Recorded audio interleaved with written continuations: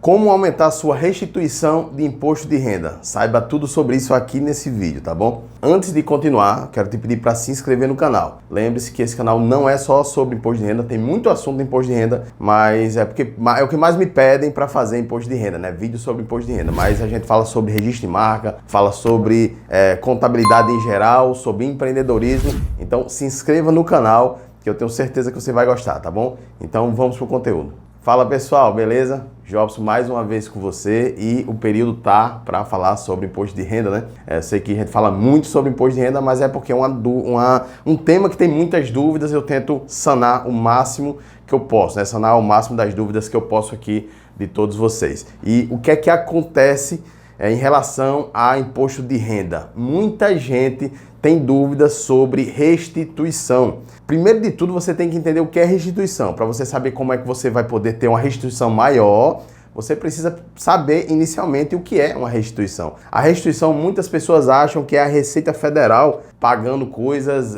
que você não deveria pagar. Por exemplo, tipo saúde, educação, mas não tem nada a ver com isso. A restituição é simplesmente uma devolução de parte do dinheiro que você já pagou para a Receita Federal. Por exemplo, vamos supor que você passou o ano inteiro trabalhando e no seu contra-cheque tem lá todos os meses um desconto de R$100. No final do ano, você já pagou a Receita Federal R$1.200. Ah, mas isso não foi imposto? Na verdade, não. O que você pagou foi um adiantamento, você adiantou o imposto. O imposto real, ele é calculado e feito na sua declaração de imposto de renda anualmente. Então, se você chegou no período de março e abril, é o momento na qual você vai realmente saber quanto é o seu imposto de renda do ano anterior. E o boleto que você paga, né, que no caso é o DARF, eu falo boleto, muita gente não sabe o que é um DARF, mas o DARF é o boleto da Receita Federal. O DARF que você paga, ele vai ser sempre no final do primeiro trimestre. Normalmente em abril que você paga, certo? Ano passado aconteceu algumas coisas que mudaram isso, mas foi eventual, não é sempre assim. Normalmente, todo ano você paga no final do primeiro trimestre. Então é quando é calculado o seu imposto e você paga esse imposto para a Receita Federal. Certo, Jobson? Mas aí o que é que isso tem a ver com a restituição? Vamos supor aquele caso anterior que eu falei. O camarada passou o ano todo trabalhando e veio descontado R$100 por mês dele no contra-cheque dele em relação ao imposto de renda, a retenção de imposto de renda. Agora ele vai fazer a declaração de imposto de renda dele e se identificou que ele deveria pagar só R$1.000. A gente fez a declaração tudo bonitinho e lá deu imposto a pagar de R$1.000. Então o que é que acontece? Ele já pagou R$1.200 adiantado. Quando você fizer o cálculo, você vai informar na sua declaração de imposto de renda que você já pagou R$1.000. R$1.200, aliás. Então, como você deveria pagar R$1.000, a Receita entende que ela tem que lhe devolver 200, concorda? Então, isso é uma restituição de imposto de renda. Você vai calcular o seu imposto na sua declaração, vai diminuir do que você já pagou. Se der um valor a receber, você vai receber em forma de restituição. Como o contrário também pode acontecer. Vamos supor que você pagou R$1.200 no ano e no final identificou que seria R$2.000 o seu imposto de renda. Então, R$2.000 menos os R$1.200 que você já pagou, você ainda vai pagar mais R$800 para a Receita Federal. Então veja que isso é uma coisa simples, não é tão complicado. Muita gente complica muito, algumas vezes para vender serviço, né? E não é o nosso foco aqui. Nosso foco é realmente esclarecer, fazer com que você entenda exatamente como isso funciona, tá bom? Beleza, agora que você entendeu como é que funciona uma restituição de imposto de renda, você entendeu que o imposto de renda real você vai fazer na sua declaração de imposto de renda, né? O cálculo real vai ser na sua declaração de imposto de renda e o que você pagou antecipado foi retenção. Você já sabe disso. Então como é que você faz para ter mais restituição? Primeiro de tudo, quero que você entenda uma coisa. Nunca você vai conseguir ter mais restituição do que você teve retenção, certo? O que pode acontecer é identificar que você não deveria ter pago nem um centavo de imposto de renda. Lá teve uns meses que teve a retenção lá de 100, 200 e você teve uma retenção de R$1.000.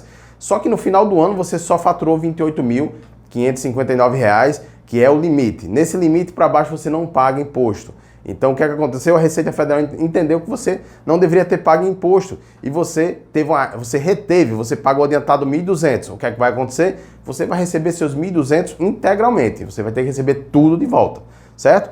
E então acima do que você teve de retenção, não tem como você receber mais do que isso.